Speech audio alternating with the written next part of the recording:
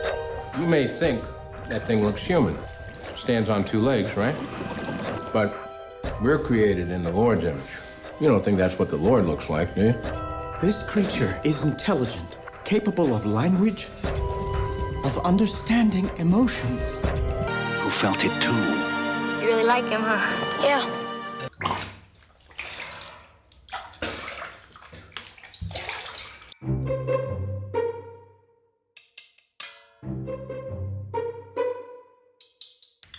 The Shape of Water is about a janitor, a woman who's working cleaning services at this secret facility. And at this facility, they have this creature living there. Turns out, she really likes this creature. She leaves him eggs on the side of his tank, his water tank. And he comes out and he wants to eat an egg. And he listens to the music that she plays while he's out. And day after day, they see each other. They get to know each other.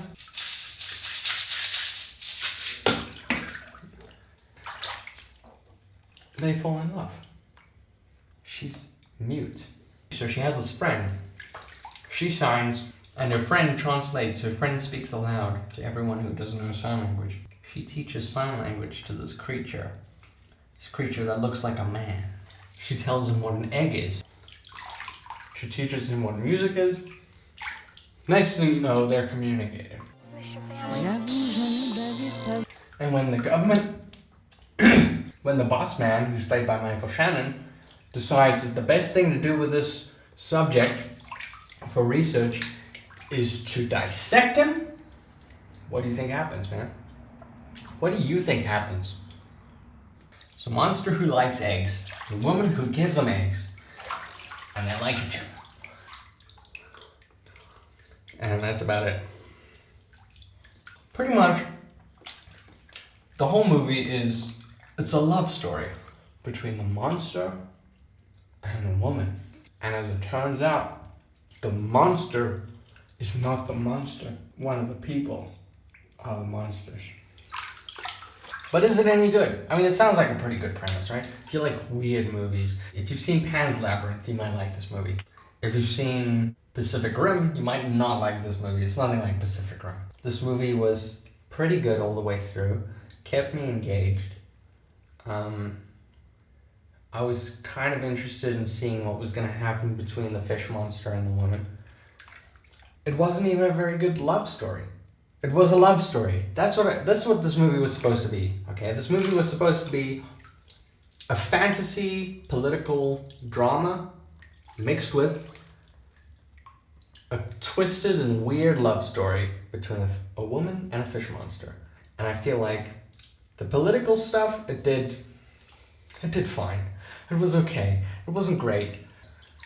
The love story, don't even think about it. That was some weak shit, that love story. You know why that was a bad love story? That fish monster had no character. He was a blank slate. And we have this lonely lady, and she finds this fish monster, and because she's lonely, she falls in love with the fish monster.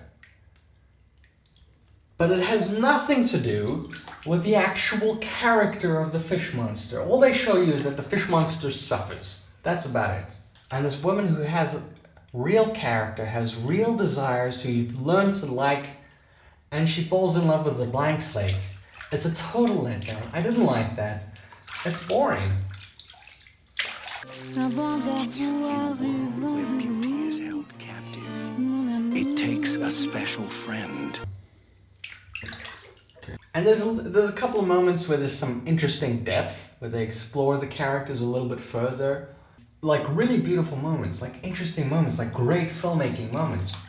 But they're sparse, and they have nothing to do with the main characters. From the lighting, to the composition, to the sound design, to the music, everything is just exactly what you'd expect from the lowest tier Hollywood movie. It's just blah.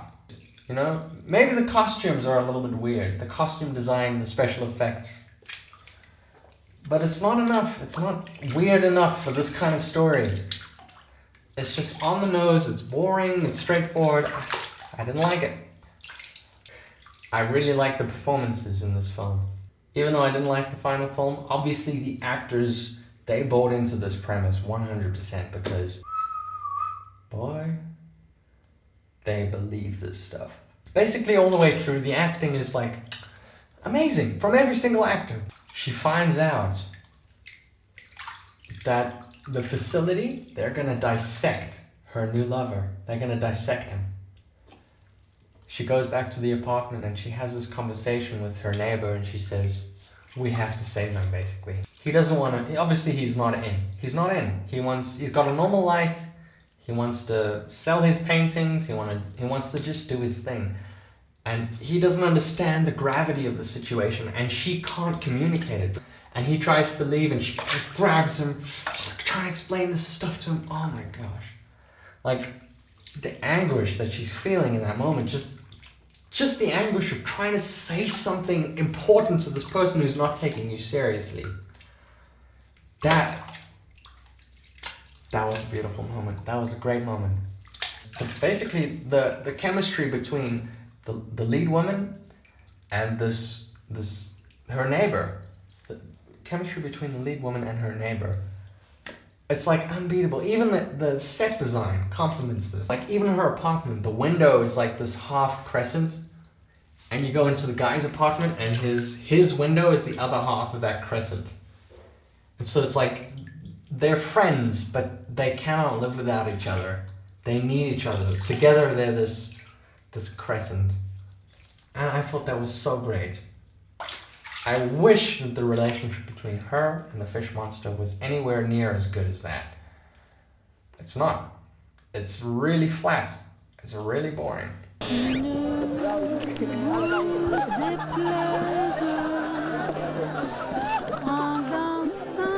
I liked Octavia Spencer. She's one of those sort of rare people who just express themselves on screen all the time. And you can just see what she's feeling in every moment. And I love that kind of stuff. It's so much fun to watch. This character who just talks all the time. She's basically the voice of our protagonist in the story. We have the main character. We have this person who just talks all the time. And she's talking enough, not only for herself, she talks enough for both of them.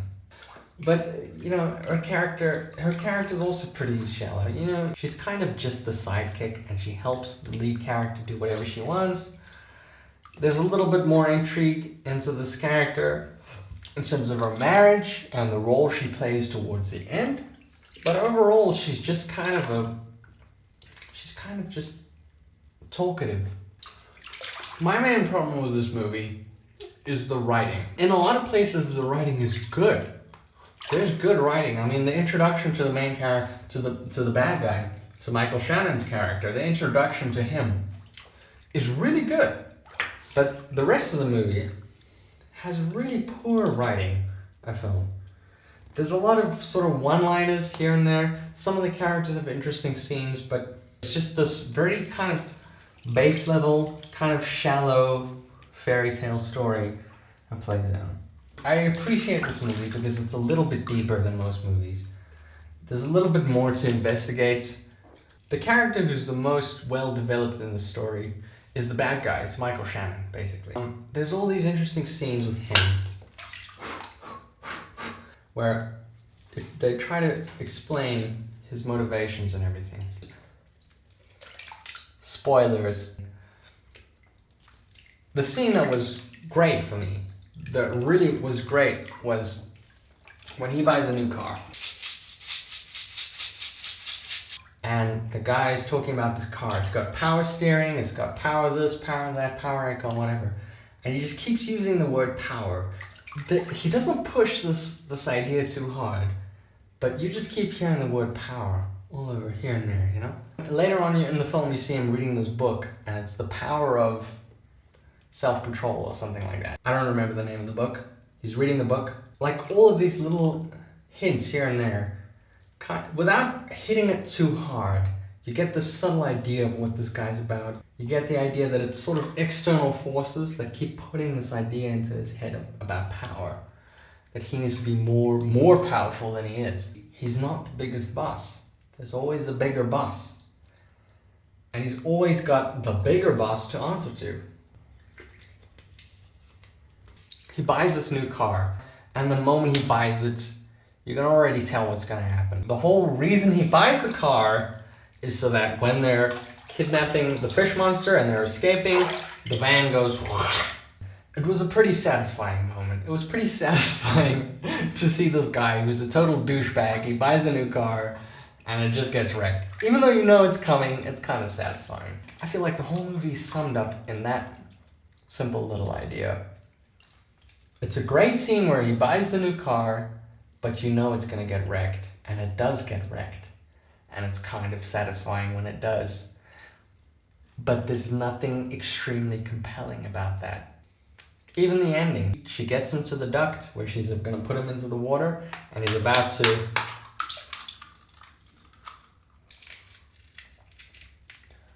she releases the fish monster into the ocean, and I guess they live happily ever after. I don't know. It's just, they kind of leave it there. It's meant to be a fairy tale. I get that, but like, so I can understand why this got an Oscar.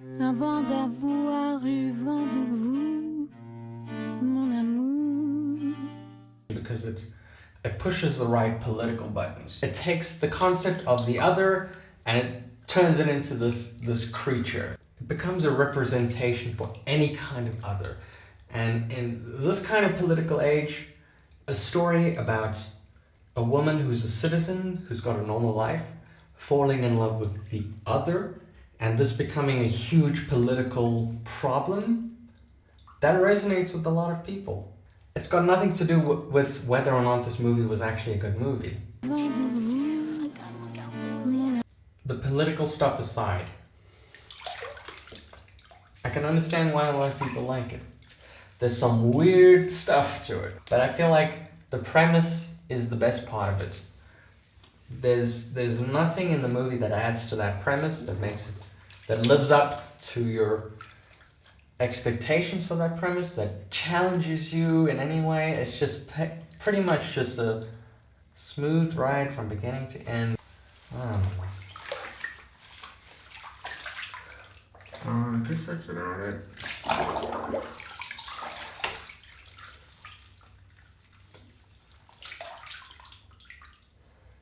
Fish monster.